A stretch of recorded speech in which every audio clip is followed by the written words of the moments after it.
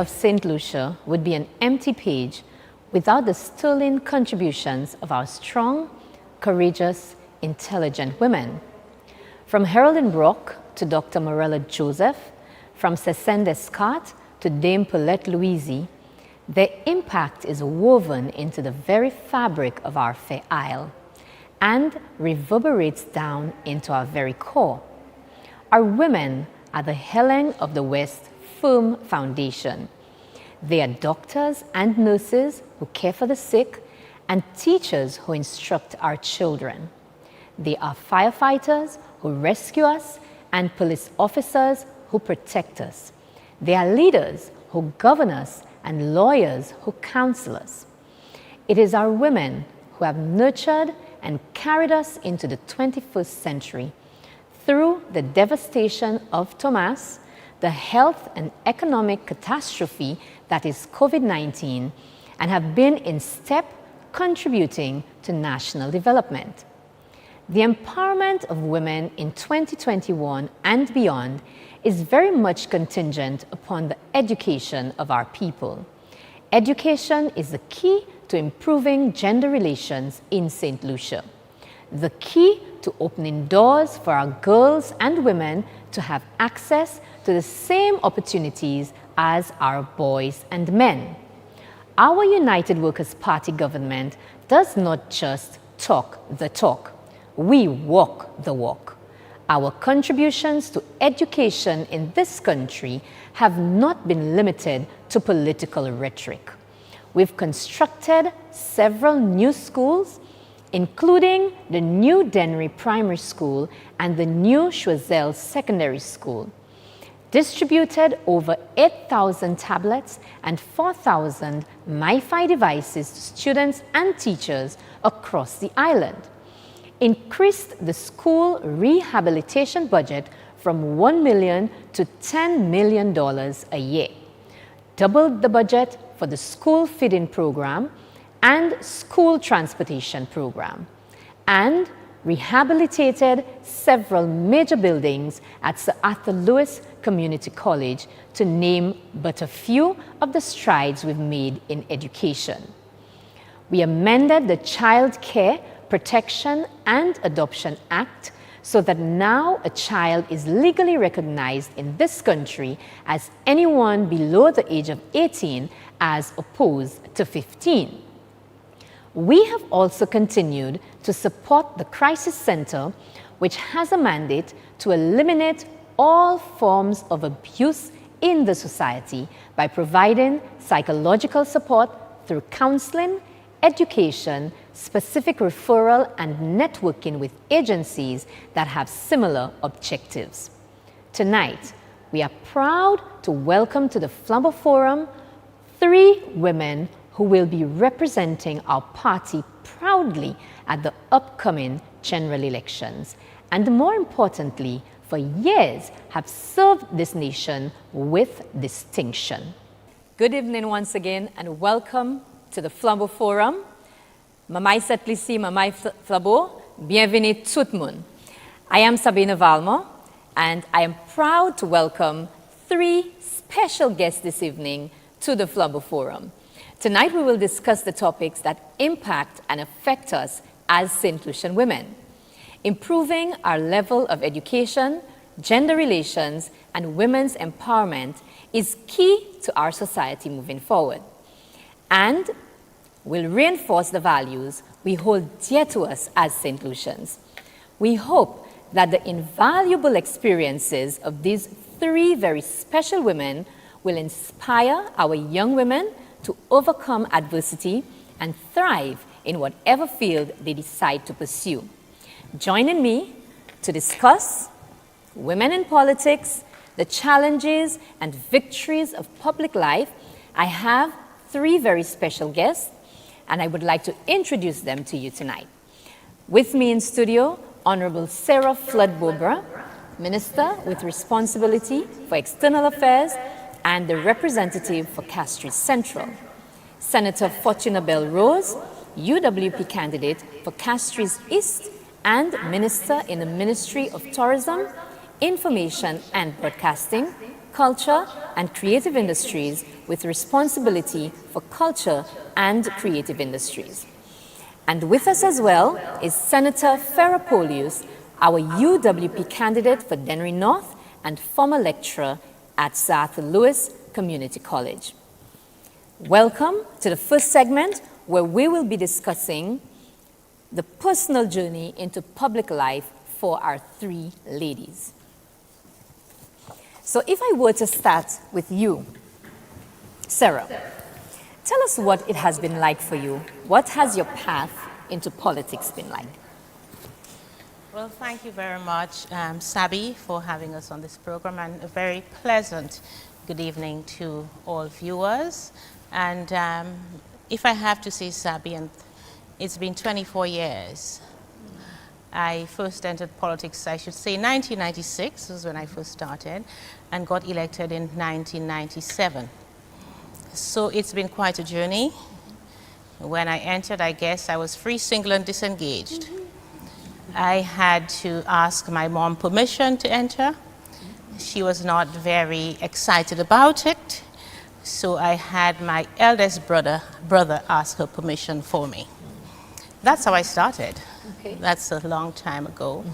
I'm a mom myself now. My eldest daughter is 20 years. Wow. My eldest child, and our son is turning 18. So that's a long road. Yeah. And there's a lot to tell. I hope I can get to do some of that on this program, but it's been very, very rewarding and inspiring. I have to thank the people of Castries Central. Politics has been my life. I still ask myself, how did I enter? And if I were asked that question, I'd still say I'm still wondering myself. But it has been very, very fulfilling, and I really, really owe a debt of gratitude to the people of Castries Central for giving me the opportunity to serve them, and I've found much fulfillment in that myself. Thank you so much. Thank you so much, Sarah. Fortuna, tell us about your path. Oh, my path. Yeah, the path is an interesting one even for me. You know, as you know, I was an athlete and very physically active, and actually got into government as a youth and sports officer. And of course, I worked through that system. Right. And of course, ultimately left as a permanent secretary within the system. And so I want to believe that the opportunity came, you know, when the people came asking me to get involved. But importantly, I think in terms of the preparation along that path, you know, was of course through the experience that I'd gained working within the government system, and of course being a past national athlete and experiencing, you know, what people experience, you know, in this country as they aspire to become the best that they can be. Right. And so I think when I got the call from the community of Castries East, you know, it was easy to respond. Easy to respond because I felt I had the competencies and what it took to get there. Yeah. But importantly, of course, I also have my family commitments, and of course trying to marry the two of them and getting that approval, you know, was a little troublesome, you know, because I think my husband was a bit wary of me getting into the politics. Right. To the extent that he actually abstained from talking to me for a few weeks, if I may say so. But I think once he saw, you know, what it was, and he understood the reasoning, you understand, for going in to relieve the people, to liberate the people, you understand, from the plight that they're in. I think he embraced it. And so that's why I'm here today. It's all about a call from the people and an individual being ready, you understand, to take on that challenge. Yes, okay. And for you, Farah, I'm certain that your path will be a different story. So far, we've heard two very different stories about how each of our ladies, you know, entered into this political arena. What about you? Well, unlike my two colleagues, I am a new kid on the political block, you could say that. But politics for me is about service. And my journey into public life started through my involvement in the church, the Catholic Church. This is where I received my call to serve. And as a young person, and even now as an adult, my desire to positively impact lives has always been my focus, and it is what drives me. I have responded to the plight of many underprivileged persons in the constituency by offering financial support to them. You know, so my salary when I received a long time ago, more than 2-3 decades ago, I would give some support to those families, particularly single parents, who experienced much economic hardship at the time. I was very sensitive to their plight and their issues, because I too grew up in a family where my parents found it extremely difficult to sustain the family and to, you know, to put food on the table. So extending that support to the less fortunate families, particularly, as I said, the single parents, that was rewarding. And I felt fulfilled knowing that I was actually making a difference in the lives of those persons, bringing them some form of comfort, relief, whether that was temporary or long-term. And, you know, in addition to that, I have served in many different capacities in the community in Dennery North. I served on several community groups and projects. I represented my community in netball and public speaking. In 2002, I represented primary school teachers from the English-speaking Caribbean at the official launch of the Caribbean Center of Excellence for Teacher Training in Jamaica. In my professional capacity as an educator, in collaboration with some of my former colleagues, I facilitated quite a few workshops for teachers as part of their continuous professional development. So I strongly believe that my acts of philanthropy and my decades of service to community have actually paved the way for me to be the aspiring politician that I am today. And so far, the experience has been quite illuminating. And as I said before, that driving force has been to impact lives, and this is what gets me going. So I am ready to serve. I will continue to serve my constituents. Thank you. Thank you so much, Farah. What we are seeing is 3 very different stories about how each of our ladies made it here, but with one single purpose, and that is to impact lives. Yes. Now, that leads us to a question which is always on the mind of especially females when you think about politics, that a lot of times when as a woman you are trying to do something, there's always some barrier that you're going to face. What do the 3 of you think about that? Whether there actually are barriers to enter in politics for women? Well, certainly there are, but I think if we keep thinking about them, it will deter us from doing what we have to do. And certainly for me, if there are barriers, or if I perceive there are barriers, there's always something very deep down inside of me that makes me, if I'm convinced of something and I need to get it done, it's important to get it done. Perceiving a barrier, especially if I see that it's an obstacle that someone purposely places there, or one that is unfair, one that shouldn't be there, that gives me the drive to ensure that I overcome it. And again, that's going back to, perhaps I should say, what made me enter politics. The fact that there is so much to be done, and women and men think differently. Yes, absolutely. We are both certainly important in terms of development of a country, but we look at things in a different way, and the balance is needed. Yes. That is why it's so important for the leadership of a country to mirror the country itself, because the same problem is perceived in different ways, it's approached in different ways, just as in the family where you have the mother and the father. Both styles of parenting are needed to develop a healthy child. Yes. And as with the family, as with the society, the community, and the nation. So the barriers, of course, because historically in our country we have not had many women enter politics. That changed, of course, in 1997.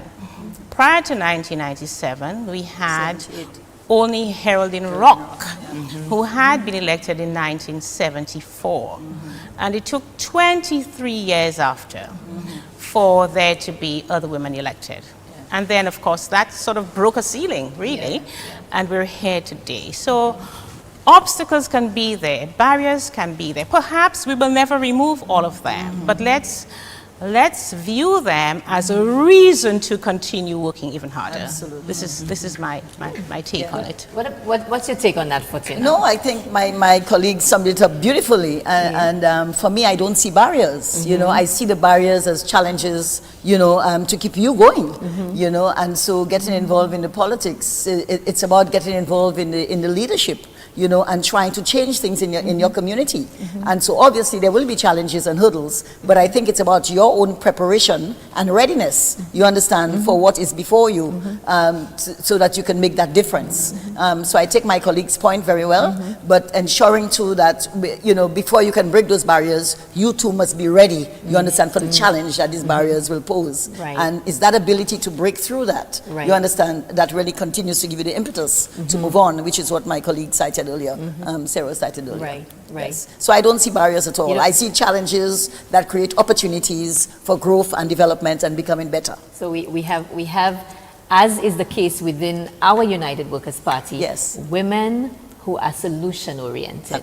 So we Absolutely. see something that looks like a problem, We go after it. we go after it and Yes. we find a solution. Absolutely. What is your take on that, Pharaoh? I just want to echo the very same sentiments expressed by my colleagues. However, for some, the barrier might be it's self-perception, okay? Many times women are told, you know, that they are not suited for politics. And we've seen the many inroads that women have actually made in the political arena across the globe. They have been doing very well in the decision making, you know, sitting with their counterparts to actually make decisions regarding governance and taking on certain leadership roles. So women have actually been successful. What I think is the obstacle or the impeding factor is the perception that many have of women. And sometimes it is how the woman feels about herself. Society sees you in a particular way that you cannot achieve. This is not for you. Politics is not for the woman. And politics is not for the good guy. And this is something that we need to be able to change over the years.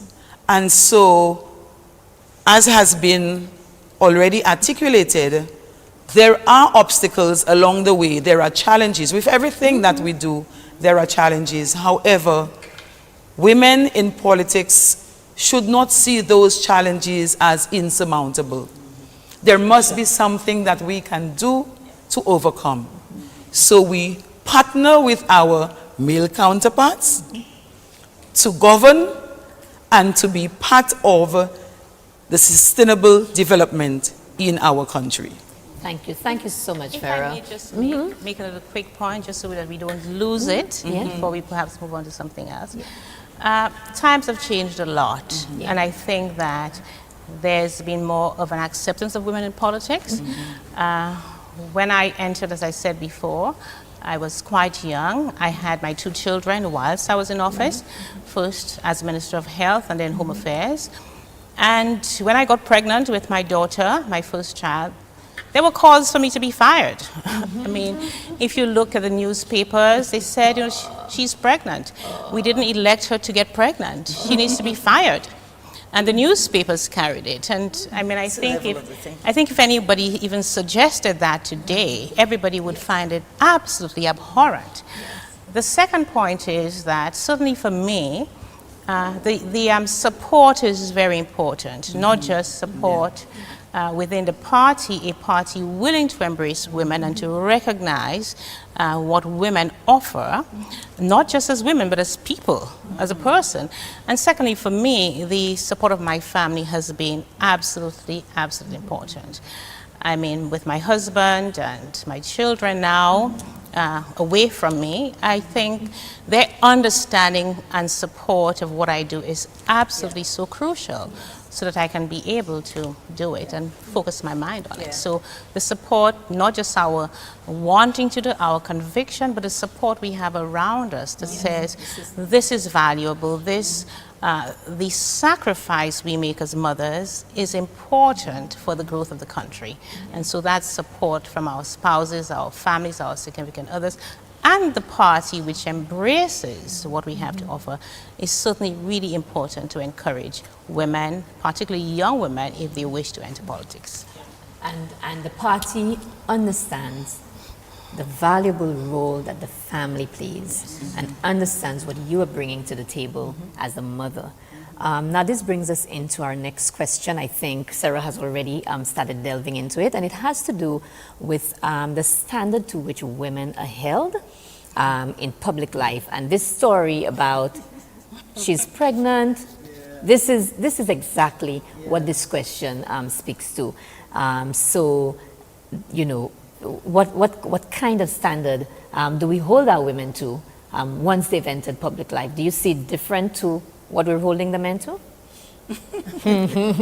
I think clearly there's a difference. When I say there's a difference, there should not be a difference. And ladies, before we continue, I am hoping, and I think I can see this already, that we're going to have a very honest, you know, conversation tonight, which takes us very deeply into what this really means for women in politics, because the family is what our main concern is as mothers, and I can get that sense from you. So I don't think we should be holding back on, you know, what it is we want to say to ourselves, because our other St. Lucian women are watching, and we want them to be able to understand that we know exactly what they're going through. Yeah. No, I was just saying that I think for women, it's, again, I came from a background where I was not taught to blame. And I think in our society there is a lot of blaming and people playing victim. And I believe that because I came from a background of sport, that being empowered, you understand, breaking barriers from early because you want to win, and there are certain targets you set for yourself and you move in, and you know you need a support system to help you get there. With that kind of orientation, I'm fully cognizant that I can take on anything that I want to. You understand? And so for me, it's not everybody has had the privilege, you know, of being brought up in an environment where they have the support and they have that background. But I think what we need to do as a society is to ensure that we provide opportunities for our women to continue to grow. Because politics is not, you can't just come into politics. You must have the nurturing, the training, the grooming. You heard her experience, you heard Minister's experience, my own experience of being on the ground, working in community, being part of organizations. You must strengthen yourself, you understand, before you become involved. Because politics is about leadership.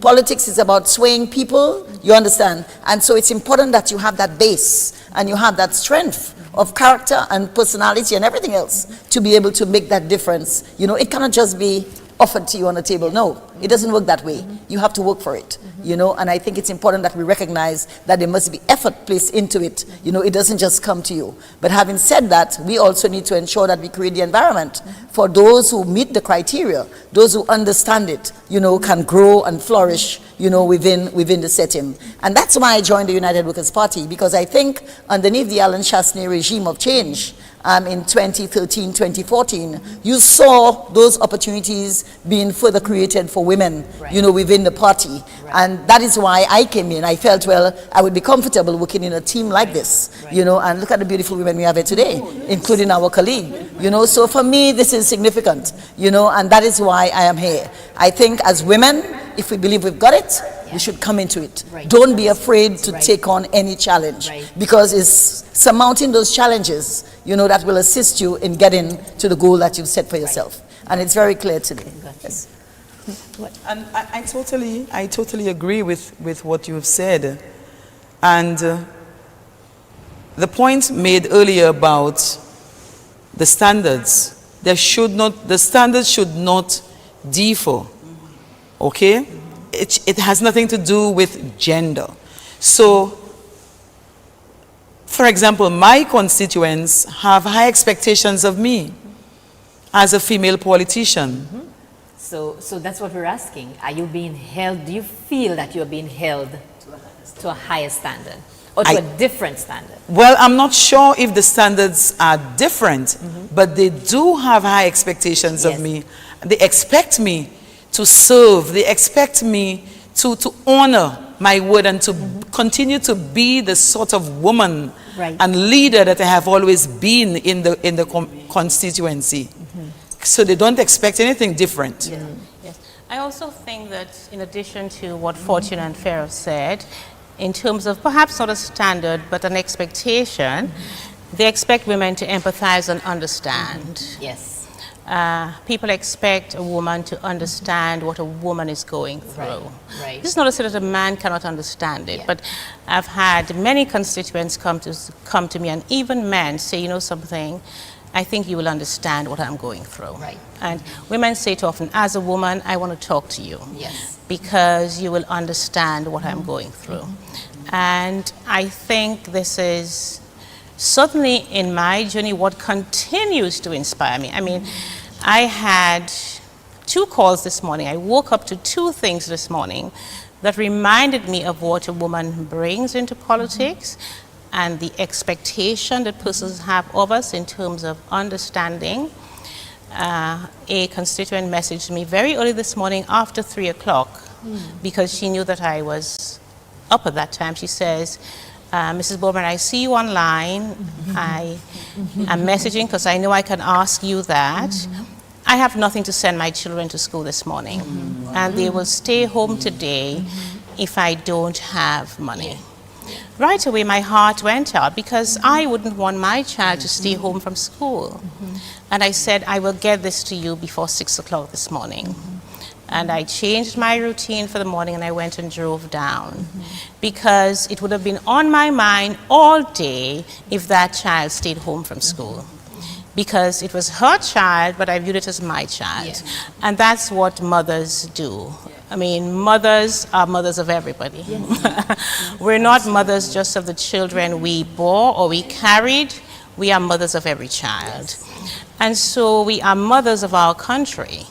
And when we sit in the cabinet room, when we're in Parliament and we read of a story, it tugs at our heart. It's not just something on paper. It's a real person out there with a real problem. And certainly for me, my programs, what we've started in the constituency, everything has come out of a story, a real problem that someone faces.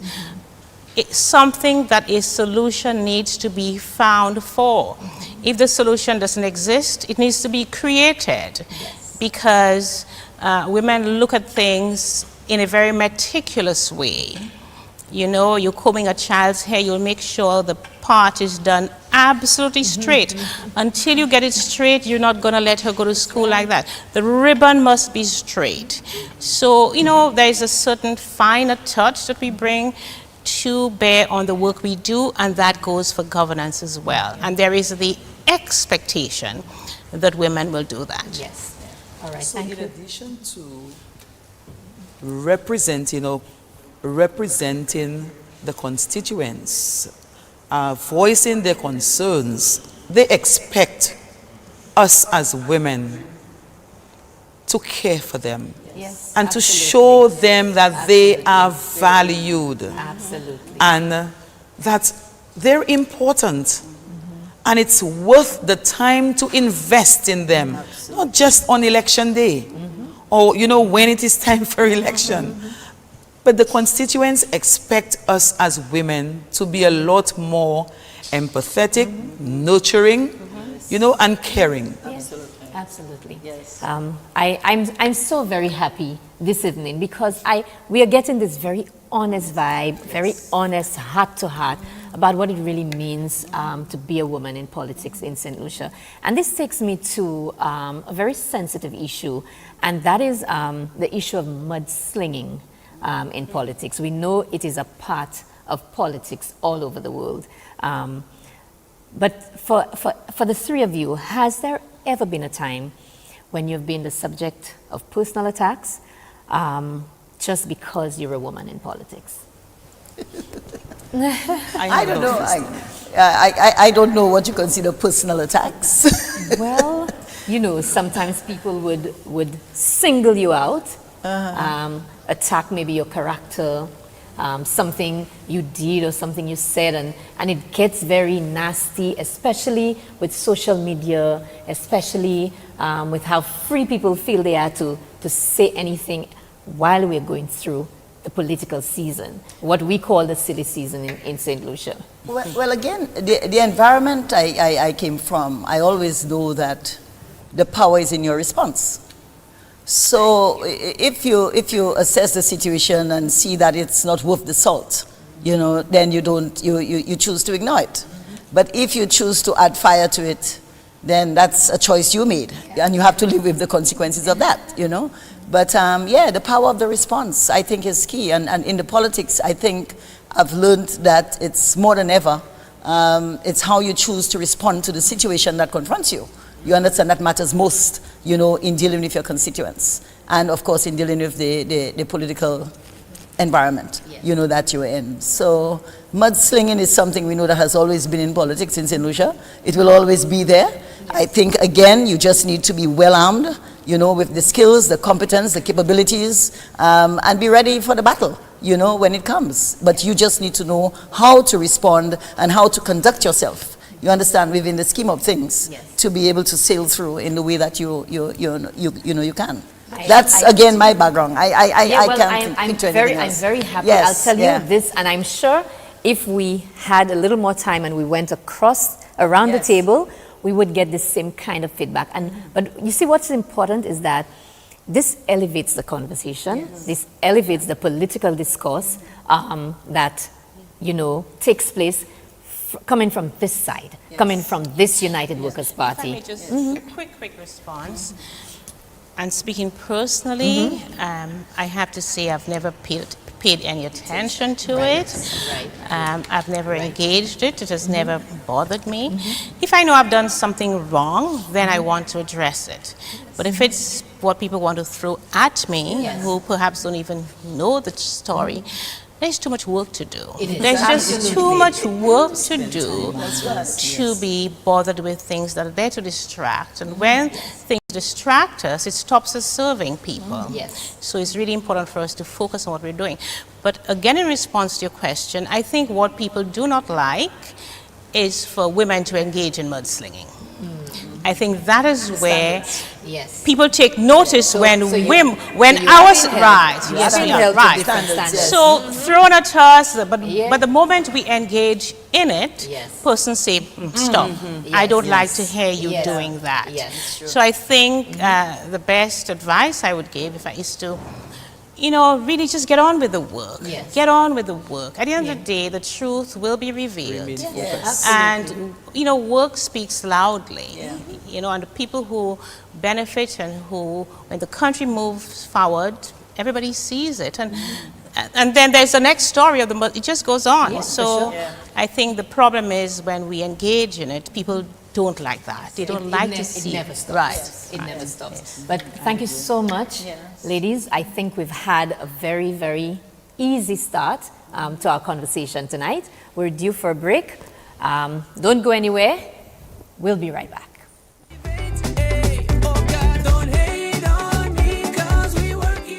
The first time I met Minister Sarah in person, she hugged me and she said, "You're my family." And I felt that, you know. And I am very thankful. I am grateful for everything she has done for me and my daughter. I couldn't have done it without her help, and I couldn't have done it without God. And God sent Minister Sarah in our life because He knew I would be so lost if not for the help that He sent our way. He provided for us. So I just want to say a big thank you, and I will always remember all the things she has done for me and my daughter.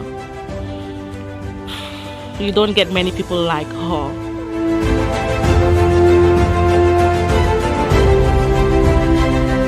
Hello, I'm next from Bagatel.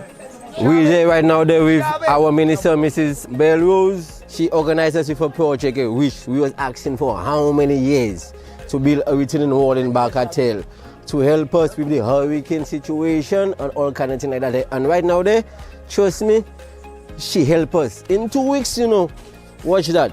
We have progress already. So you want to come and tell us, guys, sir. You understand what I'm telling you? That's our Bell Rose. There ain't nobody Bell Rose.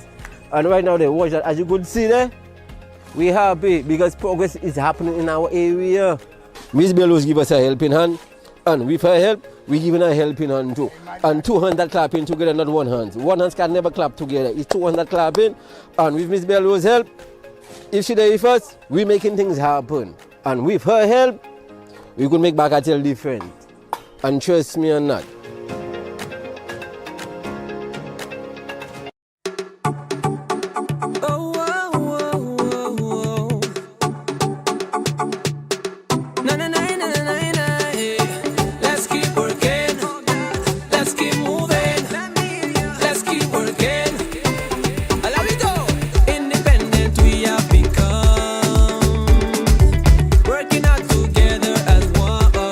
Welcome back, everyone, and thank you so much for staying with the FLUBO Forum.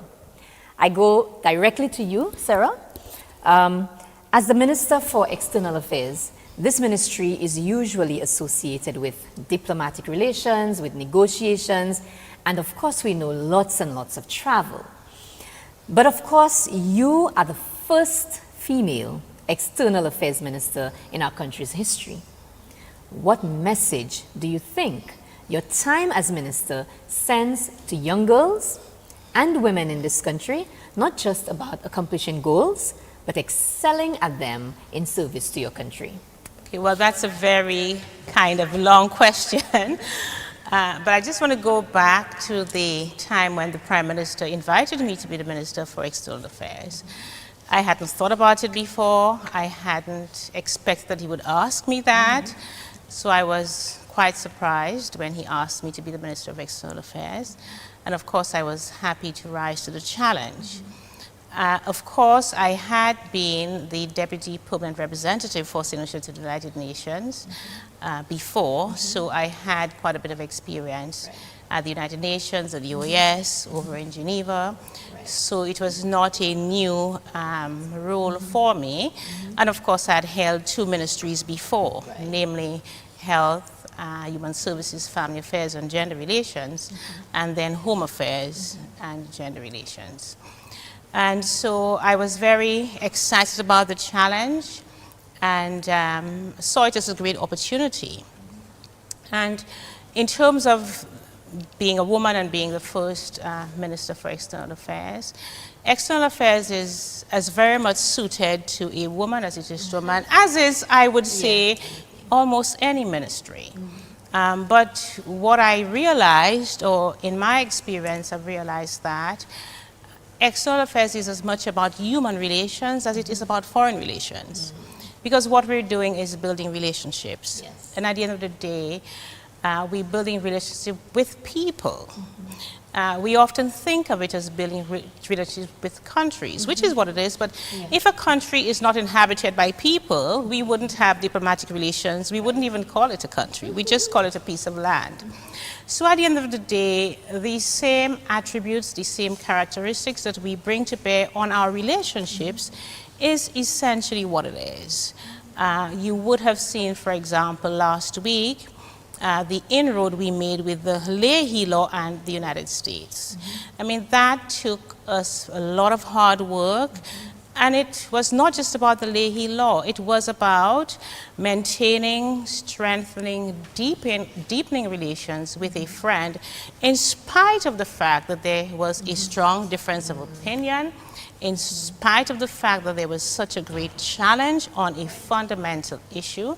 We have been able to preserve that friendship, and we've been able to work around the challenge. And that is precisely what it is. We've seen ourselves during my tenure as Minister for External Affairs, for example, formed relations with a number of African countries, at least 4 of them.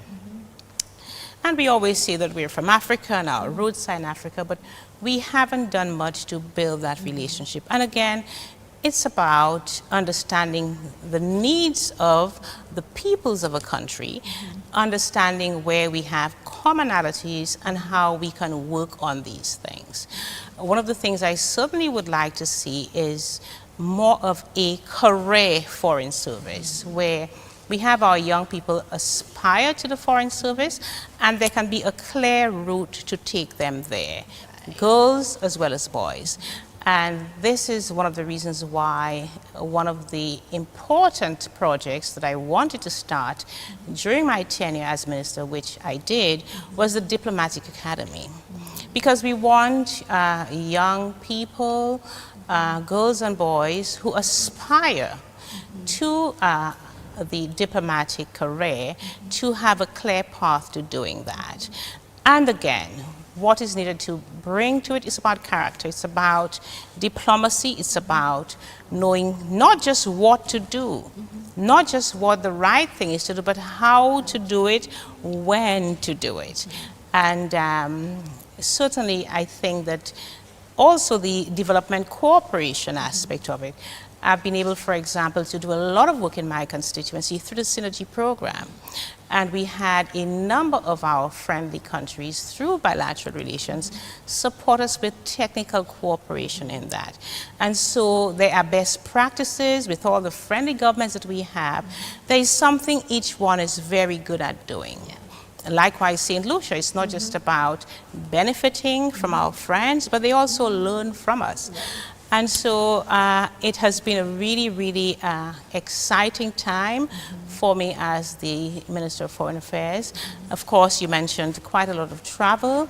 The one thing COVID has done, it has taught all of us that there's a lot we can still do without traveling. That's right. So I've been very, very happy that I've been able to marry both the work on the ground in my constituency with my role as a minister. I've been able to be home, attend all those international meetings online, and yet still I've been able to be much more closer physically to my constituents. Absolutely. Thank you so much, Sarah.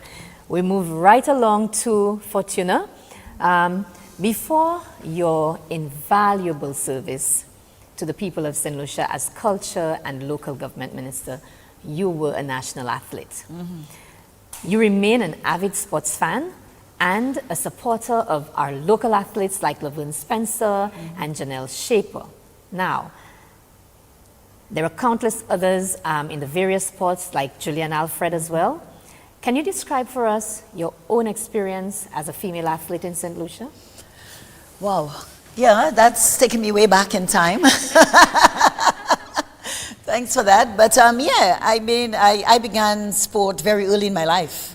I always say because I had my brothers and they played sport. The Philip Park was in our backyard. So what we did was, you know, I used the park very much. You understand, it was Victoria Park at the time, and of course the Marshall Grounds. That's where we played most of our sport. At that time too, the priority sport for women was netball. And so I played netball. I played for a club called Shipwreck in those days. And of course I went on to Lubuka. And had some very successful times with my teams, you know, playing the sport of netball. But again, being the avid sports person I found myself involved in a tennis camp, which was organized by the Ministry of Sports in about 1980. And the coach fell in love with me. She was from the US and felt that I would have been a good tennis player. And I took on the sport of tennis during that time. Took on tennis and got into the big league right away and was playing for my country within 3 years. So, and that was a great experience. And as a tennis player too, the good thing is I was working. And you know, at that time, tennis was supposed to be a bourgeois sport. So you needed to have the money. I didn't have money. I was just an ordinary St. Lucian. But fortunately for me, I was working at the time. And so I was able to provide for myself in terms of paying my travel, airfare, you know, and contributing to accommodation, because that's how the tennis world did it. People were able to pay, the UWPs and, you know, all of those persons involved in tennis in those years were able to pay their way. And the association was built on persons who had the capacity to be able to do. It's not like now everybody's begging, but people were able to raise their own revenue, own monies, you understand, to go out and represent the country. So I was driven into that very early, you know, in terms of finding my way and paying my way to get there. And generally that experience was good. I think, you know, we had some lovely motherly figures. That's why Jane and I go back a long way. I don't know if you know Jane Dublé. Jane Dublé is actually the mother of the First Lady, you know, for St. Lucia now. And so, and we have a very good relationship, you know, throughout those years. Even, you know, and of course, playing tennis was great. You know, that family, you know, it was really nice to be with them playing consistently, you know, at Hotel The Talk in those days. But generally the journey was nice and calm, you know, and it just meant that you again, it's finding your way and finding your skill set, finding the avenues where, you know, you have the competence, you know, to be able to do things for yourself. And so that's what I know. And I think in the era I grew up in St. Lucia, that's what was encouraged, you know, for people to be able to develop the competencies in various areas. If you were not a sports person, then you might be a good mechanic, you might be a good steward, you know, and so parents pushed us into areas, you know, that we could contribute, you understand, to the development of ourselves and our community. So that's the era I grew up in sports, and so for me it was a great experience, but I also vowed to encourage women to participate, and if I had any opportunity, you know, in the society to contribute, it would be to contribute to ensure that more women got involved in sport. And I was fortunate to land the right job, you know, within the Department of Sports in 1981 as a youth and sports officer. And I think every female sportswoman in St. Lucia would probably recall me, you know, from then on, working in sport, helping them along the way. And I guess we can talk about that later on, because I notice you have some questions there for me around that line. But generally the experience was good. It was a joy, always a pleasure. What I love about sports is the fact that it teaches you to be bold, to be assertive, to be confident, you understand, and to just play your game. And if you don't play your game and you play the opposition game, you're dead. You understand? So we need to know these things. And so I think I'm coming into the politics understanding what gameplay is all about. And so for me, I think that's what I see, and that's why I believe I'm ready for the fight. Thank you. I'm very happy to hear that. Play your game, do not play the opposition's game. Don't play the opposition's game. We're moving right along to Farah. Now, Farah, earlier you mentioned how the role of the people of Dennery North, the role that they have played in your decision to enter active politics. You are the first female candidate for a major political party for the Dennery North seat. Are you confident? Now, you realize my question is a little different to what I've asked my two other guests because, of course, because you're a newcomer. Are you confident of becoming the first female MP for Dennery North? Just before I answer this question, I just want to clarify. I'm not the first female to enter active politics in Dennery North. Oh, no? No. As I think it was in 1982 when Frances contested the seats on a PLP ticket, Progressive Labour Party. That yes. However, I am the first female to contest a UWP seat, first female in Dennery North. Okay. So absolutely, I am confident about becoming the first female MP for Dennery North. That is the aim. It's the mission that we are on, and I have no doubt that with the support of the constituents, we will become victorious. Thank you, absolutely. And that's the energy That's we correct. need to bring to the fight. Absolutely. We are going to become victorious because Fortuna has told us, don't play the opposition game. We're not playing the Play opposition your game. game. That's Never play correct. that Play your game. Yes. Now, if we have to move along to Sarah, earlier we were speaking about the anti-Sarah versus Sarah, and your constituents, you're affectionately known as anti-Sarah in your constituency. What sort of juggling act has it been? Balancing between your responsibilities as MP, and you alluded to a little bit of that a while ago. COVID has made it a little easier for you, but tell us a little about what it's been like trying to balance your responsibilities as an MP and as a minister. Okay, as I said before, the journey has been, how should I say, it's been a long journey. And things have changed along the way, dynamics have changed, times have changed. We live in an age of social media where things are very different. COVID, you mentioned, quite different. When I entered, it was Auntie Sarah. And the little ones who call me Auntie Sarah now are big people. They call me boss lady, you know. They have children now who are coming to me. So things are very different. In terms of juggling the role as MP and minister, people want to have personal conversations with the MP. And when I go to my constituency office, usually on a Thursday, we leave there sometimes at about 9 o'clock. Wow. And my policy is to see everyone who wishes to see me. Right. And sometimes it has gone into 10 o'clock and I come out and I say, well, you know, it's almost 10 o'clock. Is there anybody here who came here for jobs? Perhaps I can let you see my assistant. And everybody just sits there. You know, people want a one-on-one, face-to-face conversation with the MP.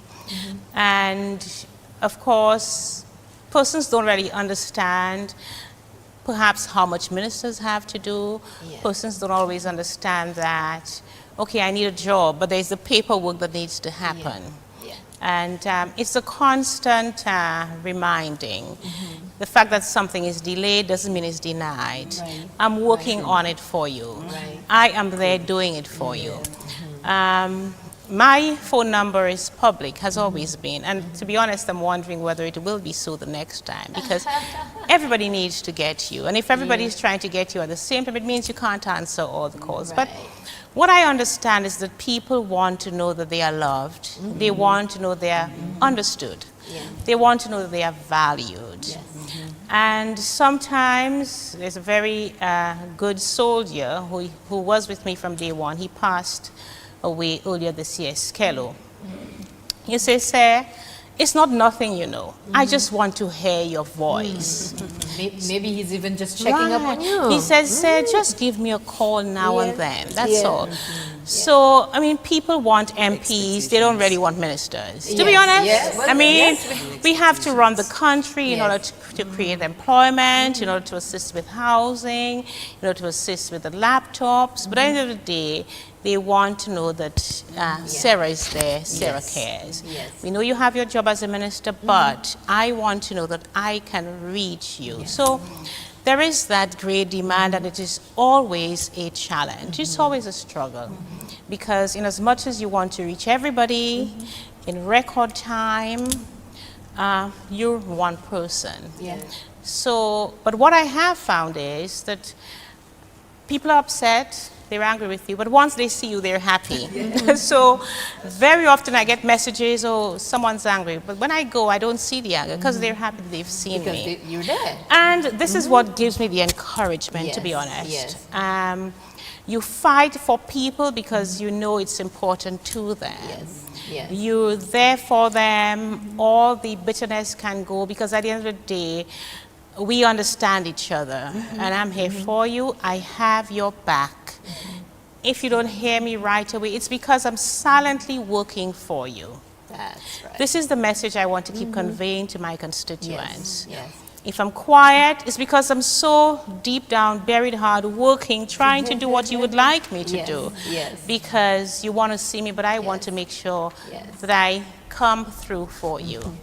So it's a hard juggle. It's something that we will always have to strive with.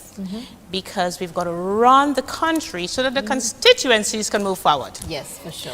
Right, so I embrace it. You know, it's what makes all this worth doing because it matters to people.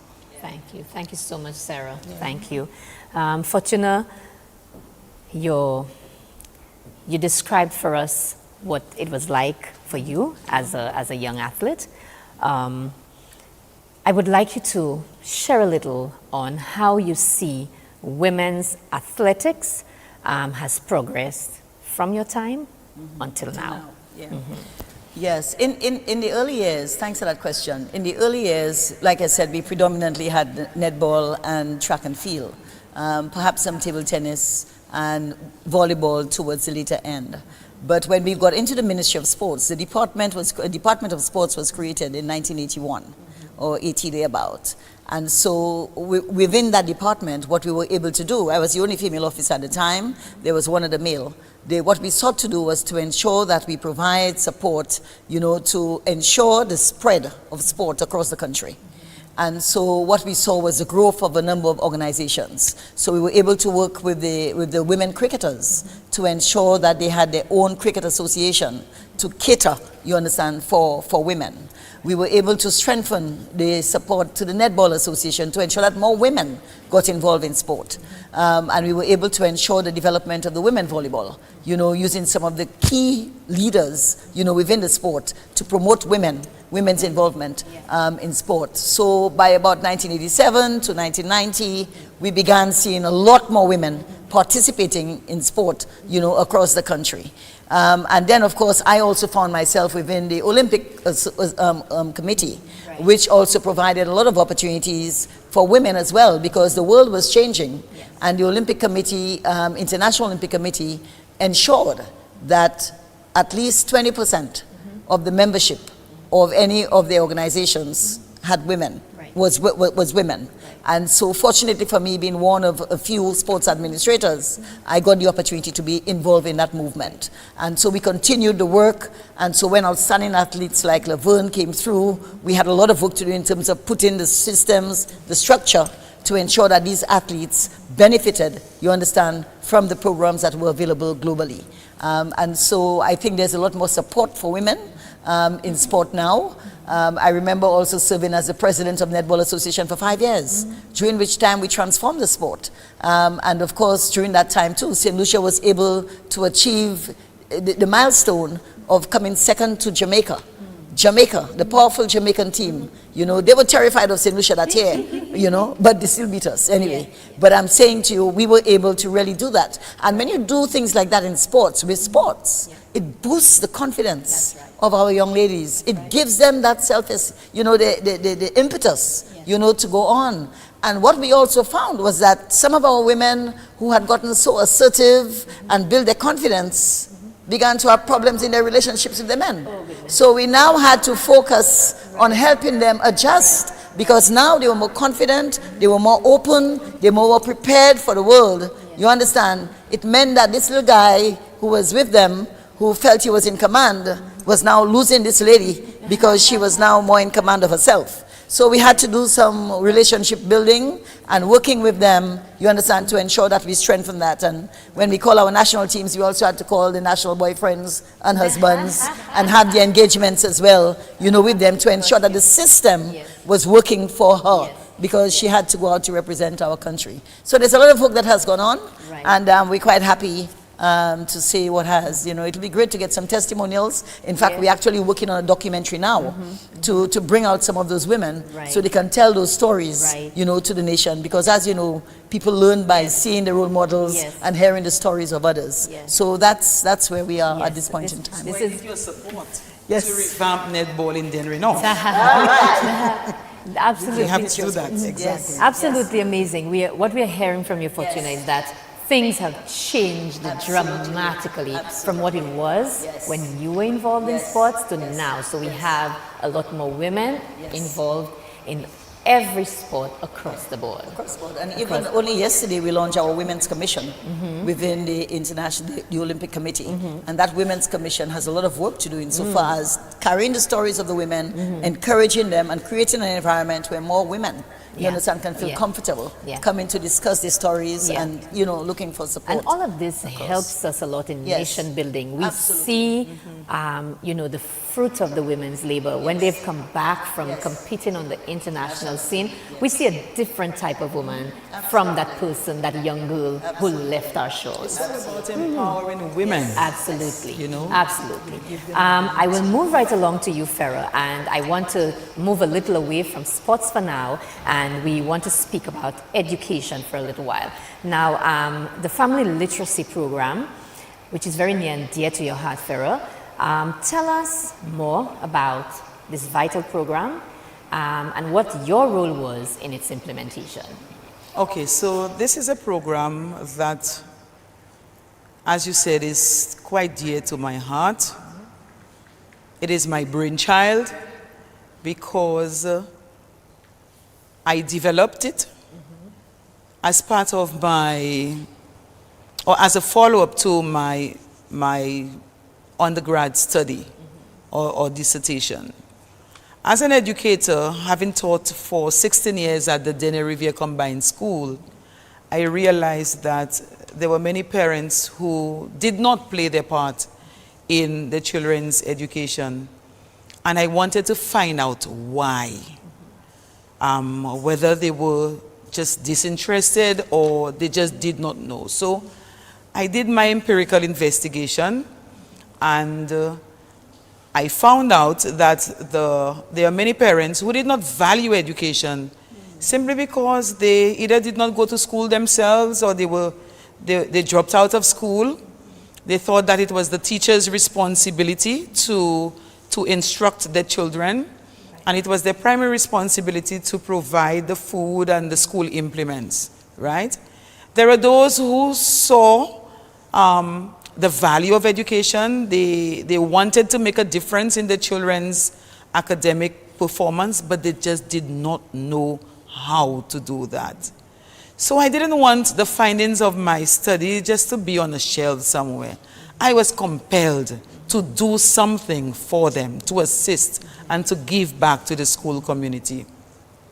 So I submitted a proposal to UNESCO seeking funding. That's after I had developed it. I looked at various family literacy programs across the globe, and I put mine together. So it was called the Teach the Family, Reach the Child, because I thought that for many children, they did not live with their biological parents. So there was a big sister, an aunt, a guardian. So it was to involve, it was meant to involve everybody who played a quintessential role in the child's life, right? And so this program got funding.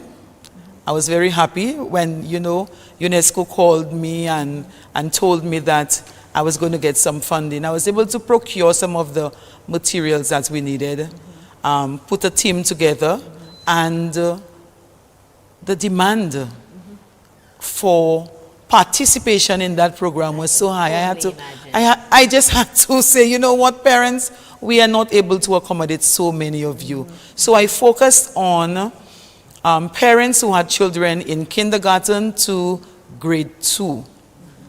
So both parents and the children, or the guardian and the children, formed part of the program. So that was implemented in 2008, 2009. And based on the evaluation and based on the feedback that I received from the parents, they were a lot more empowered.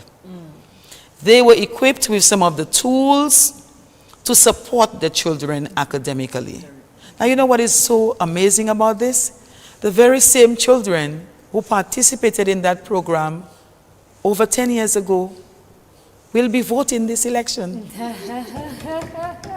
They are voting this election. Some of them don't remember because they were, you know, they were 5 and 6 and 7. Some of them don't remember.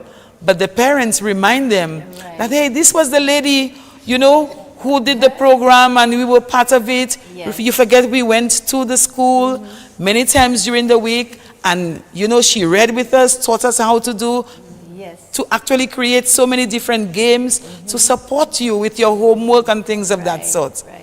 I have spoken with a few.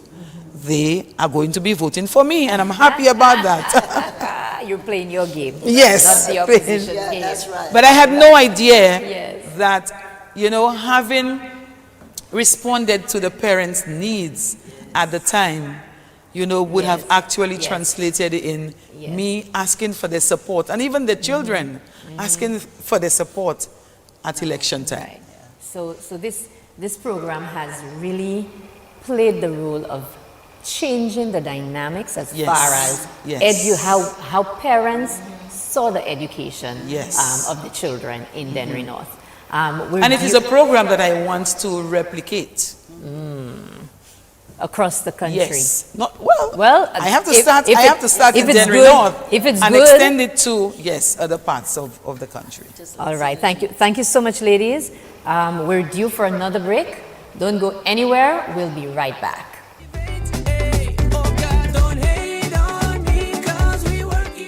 Well, for Chida Belrose, I don't have no problem with her. I think she's the right person in that time for the right job and to do the right thing, what we always wanted.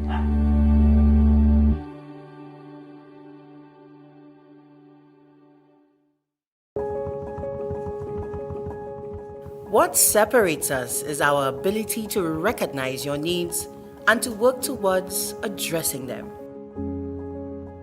Providing opportunities, dreaming big, and delivering bigger.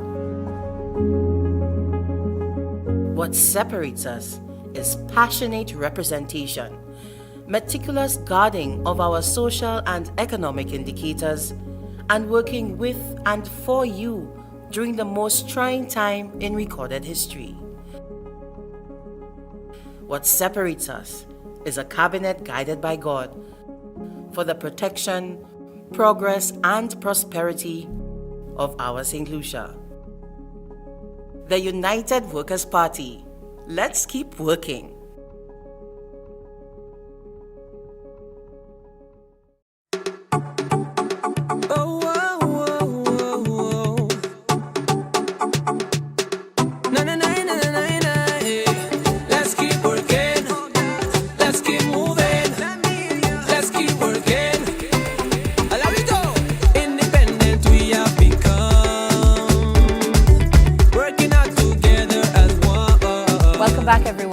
Thank you so much for staying with the Flubber Forum.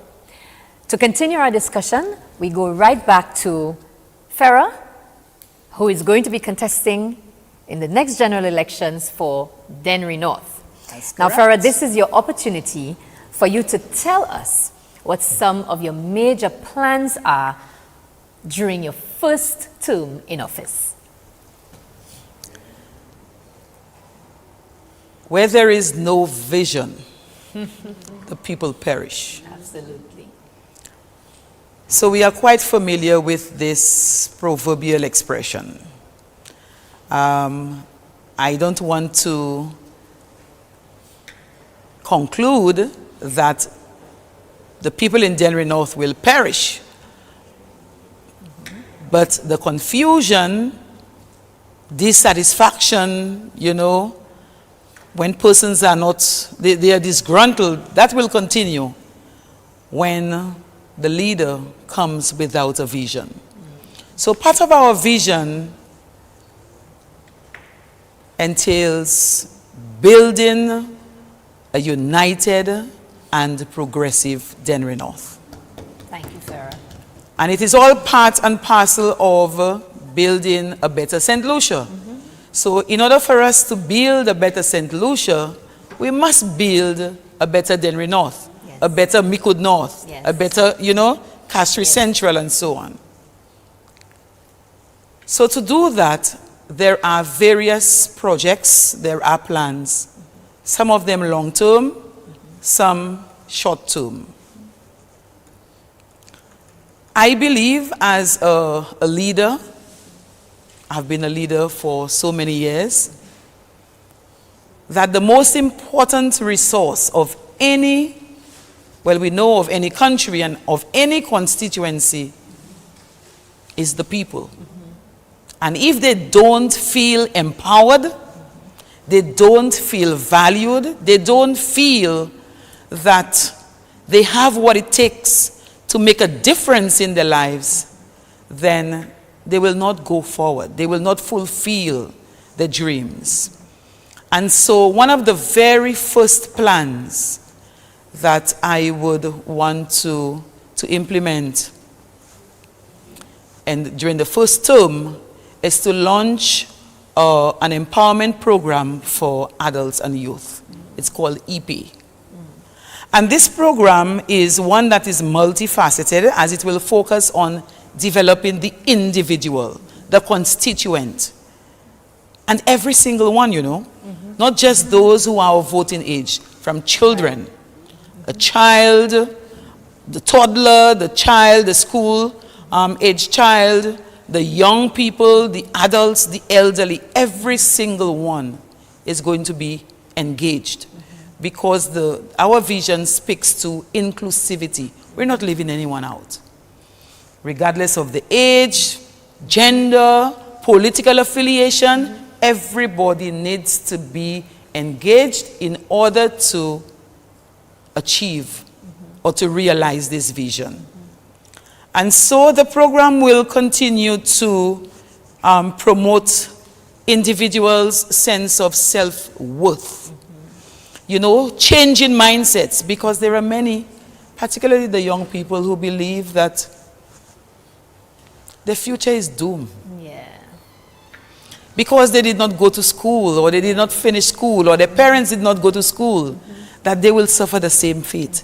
Some of them do not capitalize on opportunities, you know, to achieve, to be able to make a difference in their lives. And so